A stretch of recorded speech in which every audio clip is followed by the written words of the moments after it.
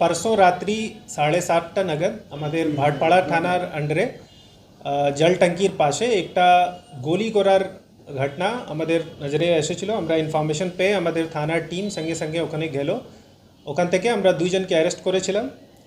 তারপরে আমরা আমাদের একটা কেস আর্মস অ্যাক্টে অ্যান্ড অন্য যে রিলেভেন্ট সেকশন আছে ওটাতে রেজিস্টার করা হয়েছিল। আমাদের থানার টিম পিসি টিম তদন্তে নামে। তারপরে ওখান থেকে আমরা সূত্রপাত পেয়ে দুইজনকে অ্যারেস্ট করেছি। ওদেরকে জিজ্ঞাসাবাদ করে পিসিতে নিয়ে এসে এখন 4 জন আর দুষ্কৃতীদেরকে আমরা অ্যারেস্ট করতে পেরেছি এখন পর্যন্ত। আর ওদের কাছ থেকে টোটাল 4টা আর্মস, 3টা যার মধ্যে সিঙ্গল শাটার আছে, একটা 7mm, 6 রাউন্ড গুলি আর একটা বাইক সিজ করা হয়েছে। টোটাল 6 জনকে অ্যারেস্ট করা হয়েছে। ও দুষ্কৃতীদের নাম আমি পড়ে দিচ্ছি। समीर अंसारी, एमडी शोएब अख्तर, एमडी इरफान, जमाल फिरोजी, एमडी राजू एवं साहिल अंसारी। एদের 5 জনের বাড়ি ভাটপাড়া থানার আন্ডারে আছে আর 1 জনের বাড়ি বাসুদেবপুরের আন্ডারে আছে। এরা যা আমরা ভাবছি কিছু অর্গানাইজ ক্রাইমের সঙ্গে যুক্ত আছে। ওটার জন্য আমরা অর্গানাইজ ক্রাইম সেকশন যে আমাদের নতুন আইনে বিএনএসএ হয়েছে ওখান থেকে আমরা ওদের বিরুদ্ধে কারবাই স্টার্ট করব।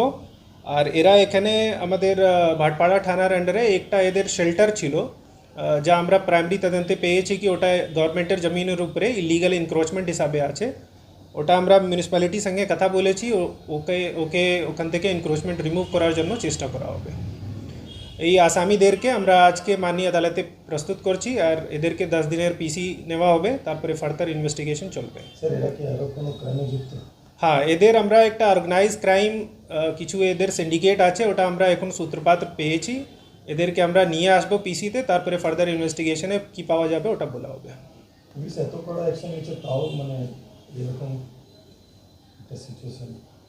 আমাদের অ্যাকশন একদম যথাযথ তাড়াতাড়ি হয়েছে। আপনারা দেখেছেন বিগত দিনও একটা অন্য থানাতে একটা কেস হয়েছিল শিবদাসপুরে, ওখানেও আমরা উইদিন 24 আওয়ার্স কেসটাকে ডিটেক্ট করেছি অ্যান্ড সঙ্গে সঙ্গে আসামিদেরকে ধরা হয়েছিল। এখানেও আমরা উইদিন 24 আওয়ার্স মধ্যেই যে দুষ্কৃতীরা ছিল ওদেরকে অ্যারেস্ট করেছি। বাকি পুলিশের অ্যাকশন আরও কড়াকড়ি এলাকাতে থাকবে। 2019 থেকে এখন অবধি ভাটপাড়ার মধ্যে একটা ছায়া রয়েছে, মানে ক্রাইম সুরক্ষিত থাকে, সেটা কখন শেষ হতে পারে? ক্রাইম কোনো দিনও তো 100% শেষ হয় না, বাট পুলিশের অ্যাকশন আপনারা আমি যেভাবে এক্সাম্পল হিসাবে আপনাদেরকে বললাম এখন আমাদের কড়াকড়ি একদম অ্যাকশন এলাকাতে আছে অ্যান্ড সঙ্গে সঙ্গে আমরা যত দুষ্কৃতী আছে ওদেরকে অ্যারেস্ট করছি। প্লাস ওদের বিরুদ্ধে যে অর্গানাইজ ক্রাইম সেকশন যা আগে ওইরকম ছিল না ওটা করা হচ্ছে। আমি আশা করছি ক্রাইম আরও কমবে আর অ্যাকশন আরও বাড়বে।